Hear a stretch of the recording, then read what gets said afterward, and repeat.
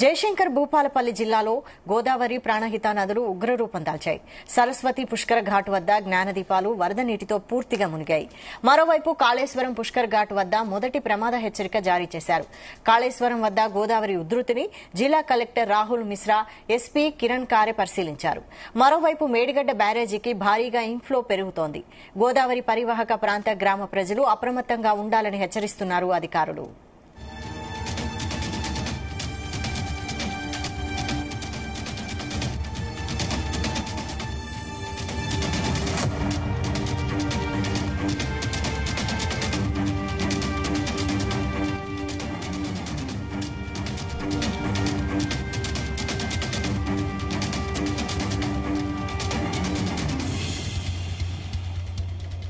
జయశంకర్ భూపాలపల్లి జిల్లాలో గోదావరి ప్రాణహిత నదులు ఉగ్రరూపం దాల్చాయి.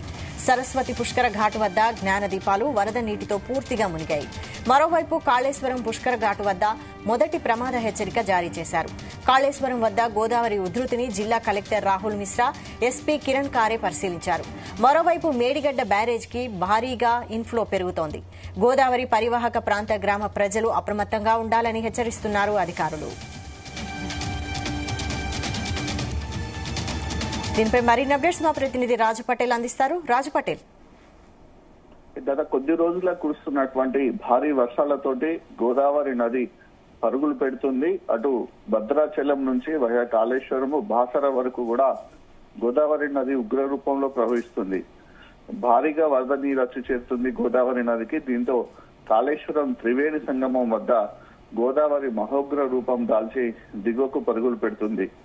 ఎగువ నుంచి వస్తున్నటువంటి భారీ వర్షానికి తోడు గోదావరి నది ప్రవాహము నుంచి వస్తున్నటువంటి దాదాపు 5,000 క్యూసెక్ల నీరు, దాంతో పాటు ప్రాణహిత నది నుంచి వస్తున్నటువంటి దాదాపు 3 లక్షల క్యూసెక్ల నీరు, ఇక వరద ప్రభావిత ప్రాంతాల నుంచి వస్తున్నటువంటి దాదాపు 2 లక్షల క్యూసెక్ల వాటర్, మొత్తం కలిపితే దాదాపు 10 లక్షల క్యూసెక్ల వాటర్ తోటి కాళేశ్వరం వద్ద గోదావరి నది దిగువకు వెళ్తుంది. మేడిగడ్డ లక్ష్మీ బ్యారేజ్ వద్ద 9,94,000 క్యూసెక్ల వాటర్ అక్కడి నుంచి దిగువకు వెళ్తుంది. అంటే దాదాపు 10 లక్షలకు క్యూసెక్ల చేరువలో గోదావరి నది ప్రవహిస్తుంది. దీంతో అక్కడ మొదటి ప్రమాద హెచ్చరికను జారీ చేశారు. కాళేశ్వరం వద్ద పుష్కర ఘాట్లను పట్టుకొని కూడా గోదావరి నది ప్రవహిస్తుంది. అక్కడ మొదటి ప్రమాద హెచ్చరిక 12.360 మీటర్ల హైట్ కంటే అక్కడ ఎక్కువగా ప్రవహిస్తుంది. అది దాటితే మొదటి ప్రమాద హెచ్చరిక జారీ చేస్తారు. ప్రస్తుతానికైతే 12.500 మీటర్ల ఎత్తులో అక్కడ గోదావరి నది ప్రవహిస్తుంది కాబట్టి మొదటి ప్రమాద హెచ్చరిక జారీ చేశారు. 13.500 మీటర్ల ఎక్కువ హైట్ లో ప్రవహిస్తే పూర్తి స్థాయిలో డేంజర్ లెవెల్స్ కి వెళ్ళినట్టు అర్థం అక్కడ. అంటే దాదాపు ఇంకొక మీటర్ హైట్ కనుక అక్కడ గోదావరి నది ప్రవహిస్తే పూర్తి స్థాయిలో ప్రమాదకరమైనటువంటి పరిస్థితుల్లోకి గోదావరి నది ప్రవహిస్తున్నట్టుగా కూడా అధికారులు హెచ్చరికలు జారీ చేశారు. దీన్ని కేవలము మన రాష్ట్ర ప్రభుత్వం కాక రాష్ట్ర నీటిపారుదల శాఖే కాక సెంట్రల్ వాటర్ కమిషన్ కూడా, సిడబ్ల్యూసి కూడా ప్రత్యేకంగా గోదావరి ఎంత ఫ్లో ఉంటుందని కూడా వాళ్ళు కూడా స్టాటిస్టిక్స్ తీసుకొని వాళ్ళు కూడా వార్నింగ్ జారీ చేయడం జరిగింది. సెంట్రల్ మినిస్ట్రీ సిడబ్ల్యూసి సంబంధించినటువంటి డిపార్ట్మెంట్ కూడా ఆల్రెడీ రాష్ట్ర ప్రభుత్వానికి, జిల్లా అధికార యంత్రాంగానికి, రాష్ట్ర నీటిపారుదల శాఖ కూడా ఆల్రెడీ అలర్ట్ జారీ చేసింది. కాళేశ్వరం వద్ద మహోగ్ర రూపంలో గోదావరి నది ప్రవహిస్తుంది కాబట్టి అలర్ట్ గా ఉండాలని కూడా అక్కడ హెచ్చరికలు జారీ చేసింది. దీంతో జిల్లా కలెక్టర్ రాహుల్ శర్మ, జిల్లా ఎస్పీతో పాటు జిల్లాకు సంబంధించినటువంటి వివిధ రకాల డిపార్ట్మెంట్స్ తో పాటు గోదావరి రివర్ మీద ఉన్నటువంటి కాళేశ్వరం ప్రాజెక్టు కు సంబంధించినటువంటి అధికారులు కూడా కాళేశ్వరం పుష్కర ఘాట్ల వద్దకు వెళ్లారు. గోదావరి నది ప్రవాహాన్ని పరిశీలించి అక్కడ హెచ్చరిక బోర్డులను కూడా ఏర్పాటు చేయడం జరిగింది. గోదావరి నది ఒడ్డున ఉన్నటువంటి ఏదైతే దుకాణాలు ఉంటాయో, కొబ్బరికాయలు అమ్ముకునేటి, వివిధ పూజా సామాగ్రి అమ్ముకునేటువంటి దుకాణాల సముదాయాలను కూడా వాటిని కూడా అక్కడి నుంచి కంప్లీట్ గా ఖాళీ చేయించారు. కొంతమంది టెంపరీగా అక్కడ షాప్స్ పెట్టుకొని నివసిస్తున్న వాళ్ళని కూడా కంప్లీట్ గా ఖాళీ చేయించారు.